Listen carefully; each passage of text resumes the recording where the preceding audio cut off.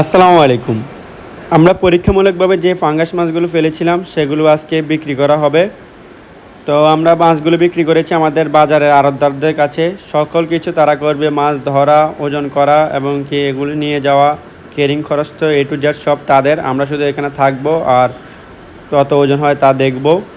তো মন ৫,৪০০ টাকা করে তারা নেবে। তো সারা রাত আমরা সজাগ ছিলাম, মাছ যেহেতু আজকে বিক্রি করবে। আর আমরা আগে কখনো এরকম অভিজ্ঞতা হয়নি। বিভিন্ন সময় বিভিন্নভাবে দেখতাম মাছের ব্যাট দেয় হালকা পাতলা, সেগুলো দেখতাম, কিন্তু বড় পরিসরে মাছ নিজেরা চাষ করে সেগুলোকে বিক্রির উদ্দেশ্যে এত বড় করে আর কখনো করা হয়নি। তো যে পাশ থেকে মাছ তোলা হবে তার বিপরীত পাশে জেলেরা জাল ফেলেছে। তারা তাদের প্রয়োজন অনুযায়ী অনেকগুলো মানুষ এসেছে, তো ওই পাশ থেকে তারা মাছ যেহেতু রাস্তার এই পাশে নিয়ে আসবে, তো আমি আগে এই পাশে চলে এসেছি। আর রাত 3টা বাজে, যেহেতু আলো নেই, সেই হিসেবে লাইটের আলোতে যেটুকু বিটু হয়ে গেছে তা করেছি। তো তারা খুব দ্রুতই দেখলাম মাত্র 10 মিনিটে জাল ফেলে ওই পার থেকে এপারে মাছ নিয়ে এসেছে। ধীরে ধীরে তাদের কৌশল অনুযায়ী মাছ এখানে আনে। আর মাছের সাইজ মোটামুটি ভালো হয়েছে। তবে 10 মাসে মাছ আমরা পুকুরে চাষ করি, এটা পরীক্ষামূলক ছিল, তাই আহামরি তেমন লাভ হয়নি। তবে এখানে আমাদের লাভ হচ্ছে মূলত জ্ঞান।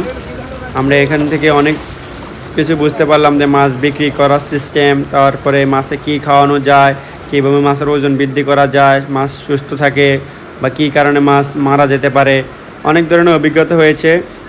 তবে ওই পারের থেকে এই পারে নিয়ে আসা হয়েছে মাছ। এখন জেলেরা ধীরে ধীরে মাছের সেট আপ করছে। আর দেখতে পাচ্ছেন মাছ অনেকগুলো একসাথে হওয়াতে তারা অনেক লাফালাফিতে কিছু কিছু মাছ দুর্বল হয়ে যায় অতিরিক্ত লাফালাফিতে। আর সাধারণ মাছ আর ফাঙ্গাস মাছের মধ্যে তফাৎ হচ্ছে, সাধারণ মাছে জাল একটু নরম হয়, আর ফাঙ্গাস মাছের কাঁটা থাকার কারণে ফাঙ্গাস মাছ ধরতে হলে জালও থাকতে হয় একটু শক্তিশালী টাইপের। তো মাছ এখান থেকে তুলে নিয়েই সাথে সাথে আরেক দল সেগুলোকে ওজন করে। মাছের সাইজ মোটামুটি ভালো হয়েছে। 10 মাসে এই সাইজটা তাও তুলনামূলক কমই হয়ে গেছে, কারণ আমরা বেশি পুষ্টিকর খাবার খেয়েই ফেলেছি।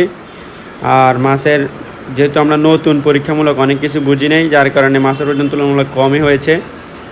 তবে 10 মাস রাখা হয়েছে, আহামরি তেমন লাভ হয়নি। 10 মাসে মাছের ওজন 1300 থেকে 1400 গ্রাম হয়েছে, বা কিছু কিছু 1500 বা কিছু 2 কেজিরও আছে। তো ওজন দেওয়ার পরে তাদের আরেক দল প্রতিনিধি সেগুলোকে ডামে ভর্তি পানিতে রেখে যাচ্ছে। এখান থেকে পরে সরাসরি এগুলো বাজারে আড়তে চলে যাবে। সকালবেলা খুচরা বিক্রেতারা তাদের থেকে কিনে নেবে।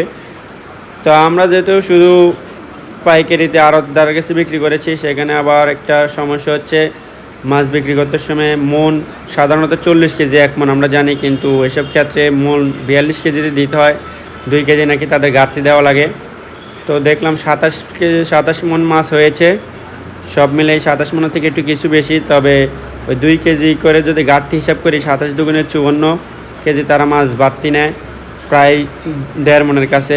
আর প্রতি মন মাছ 5,400 টাকা করে আমাদের থেকে কিনেছে। তো 54 কেজি মাছ তারা বাড়তি নেয়, এটা আসলে একটু অন্যরকম হয়ে যায়। তারপরে কিছু করার নাই, আমরা জীবনের প্রথমবার এরকম মাছ চাষ করেছি, অভিজ্ঞতা লাভ করেছি, সেই হিসাবে তাদের নিজেরা বেশি ভোগান্তি না হওয়ার জন্য তাদের উপরে সব দায়িত্ব দিয়ে দেই। তো সব মিলায় 27 মন মাছ আরও কিছু কেজি বাড়তে হলে মাছ টোটাল 1,44,000 টাকা বিক্রি করা হয়। আর মাছ 10 মাসে আমাদের মাছের খাওয়ানো হতে A to Z যত টাকার খরচ আছে তা খরচ হয়েছে 1,36,000 টাকা। ধন্যবাদ, আল্লাহ হাফেজ।